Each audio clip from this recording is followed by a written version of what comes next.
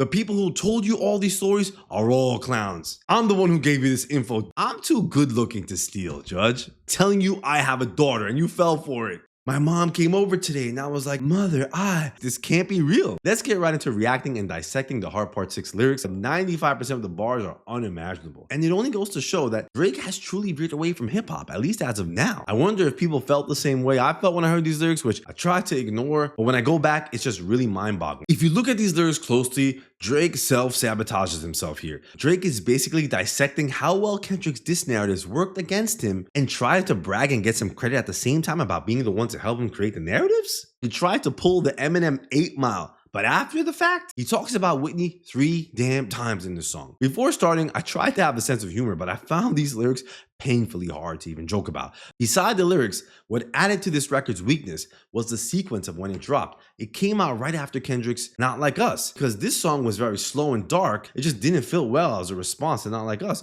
Drake might have been better off going back to his push-up style. Another thing that annoyed me about this was the title of the song. Drake named it after a fire series Kendrick made over the years, where he's rapping, calling it the Heart Part, right? He has 1, 2, 3, and it keeps going on. The last one he did was on the Mr. Morale album called the Heart Part 5. And here, Drake kind of messed up the sequence. I'm curious if Kendrick, if he's going to drop a next one, and if so, what he's going to call it, because I definitely don't want it to be called the Heart Part 6 now. Number 1, the Pulitzer Prize winner is definitely spiralin. Wait, where did I hear this line again?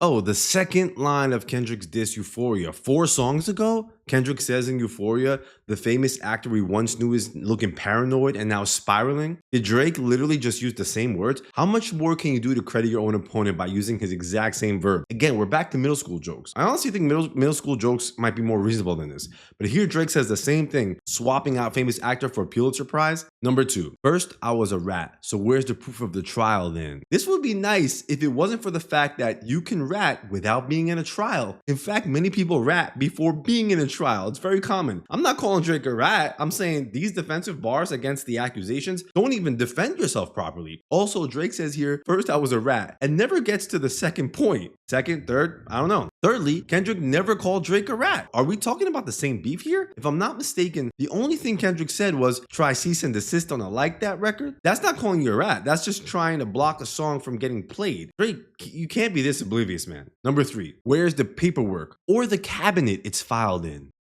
I want to know where the cabinet that the paperwork is filed in. What is happening here? Is not asking for paperwork enough? So if Kendrick gets you the paperwork, Drake is going to be like, no, I want the cabinet it's filed in too. It's like saying, where's the hot dog you ate? And where's the bun that the hot dog was in? Where's the notepad and the table I put it on? Where are the eggs you frying and the frying pan and you frying them in? Number 4, my Montreal Connect, stand up, now fall down. Some lyrics say he says, my Montreal Connect, stand up, not fall down. Both are dumb. If it's now fall down, how do you tell your people stand up and then fall down? What the actual hell is Drake saying here? And if it's not fall down, how do you tell people to stand up, not fall down, move, sit? What the hell kind of lyricism is this to tell your people to do something like stand up, keep your head up, and then proceed to emphasize the point by saying, okay, so don't do the opposite of that. I know some Drake fans in the comments are going to be saying, no, you didn't understand what he meant here. He meant this. He was talking about that. I guess I just didn't understand it. I feel like you have to have a PhD to break apart these lyrics. Number 5, the ones that you're getting your stories from, they all clowns. We plotted for a week and then we fed you the information. This line was an attempt to say the people who fell for our lies are dumb for feeding you that misinformation. This line would make some sense if Drake actually fed the information, which we found out really can't be the case, but it's also how bad these bars came together. Drake is in fact basically saying the people who told you all these stories are all clowns. I'm the one who gave you this info, dummy. Haha.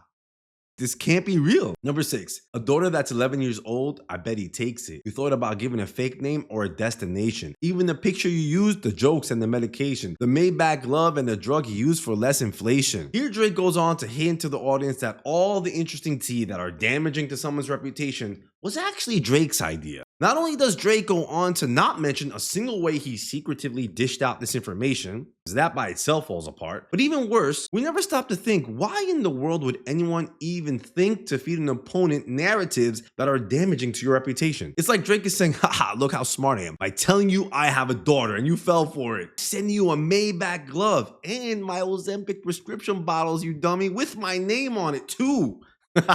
I'm pure genius. Is this a cartoon? This can't be real life. Another part to this lyric that I find really strange was even the explanation makes no sense. The Maybach glove and the drug he used is for less inflation. What? Okay, maybe Ozempic because people use it to lose weight, so they're less inflated? Or does this have to do with the economy, with the inflation? Where does this come from? Number 7. Why isn't Whitney denying all the allegations? Why is she following Dave Free and not Mr. Morale? Whitney, who has nothing at all to do with your beef with Kendrick, who is not even in any spotlight, should definitely not bother addressing Drake at all. So you're witty because you said that Whitney slept with someone else and had a kid with the person, and she's not coming out and saying, "No, Drake, my son is mine with Kendrick. Here's the DNA test. Please stop exposing me for these things I never did." No.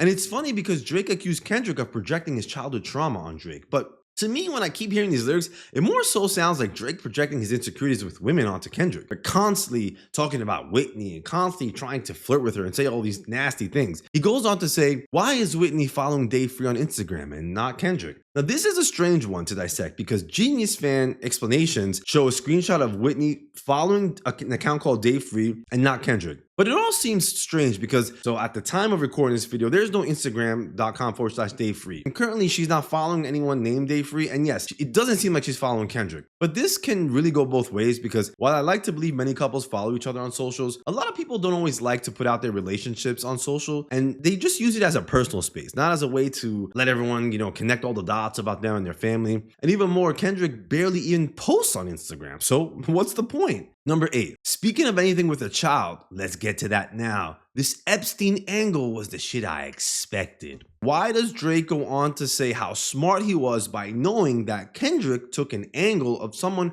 who Kendrick never even mentioned? He said in Meet the Grams, I think people like him should die. Him and Weinstein should be locked up in a cell for the rest of their lives. Kendrick never said Epstein. While both Epstein and Weinstein had nasty charges, they had different charges. It's like someone starts talking about Kobe Bryant and then you start rubbing your hands together. Okay, let's get to it. I knew you'd start talking about LeBron. Number 9. My mom came over today and I was like, mother, I.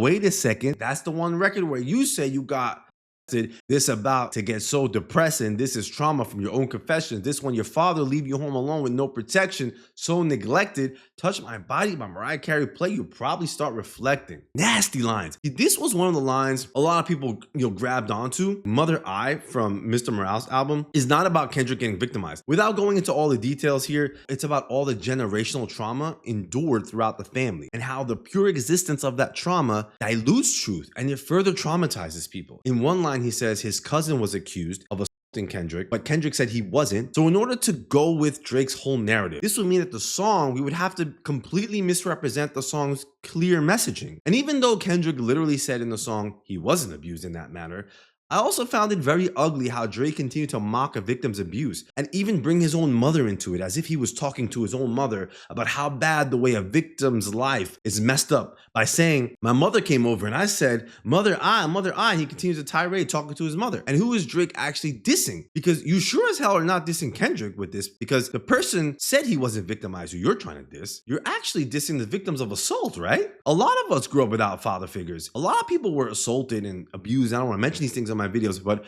are you dissing Kendrick by mocking him and saying, haha, your life is so messed up because you didn't have a father figure? Why would fans rejoice in these lyrics? Because most likely many of your fans may have been victimized also and also grew up without father figures. So Drake's lyrics are dissing his own fans. He's not dissing Kendrick. Number 10, if I was effing young girls, I promise I'd have been arrested. I'm way too famous for the shit you just suggested. Most people who get arrested after the fact, not before the fact. Drake, you have to do the crime first, right? There needs to be an investigation and then you get arrested.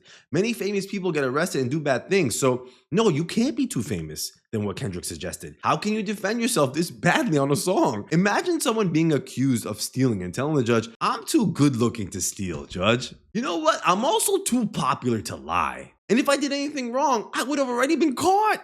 Hello? Duh? Number 11, I'm your baby mama screensaver. Only effing with Whitneys, not Millie Bobby Browns.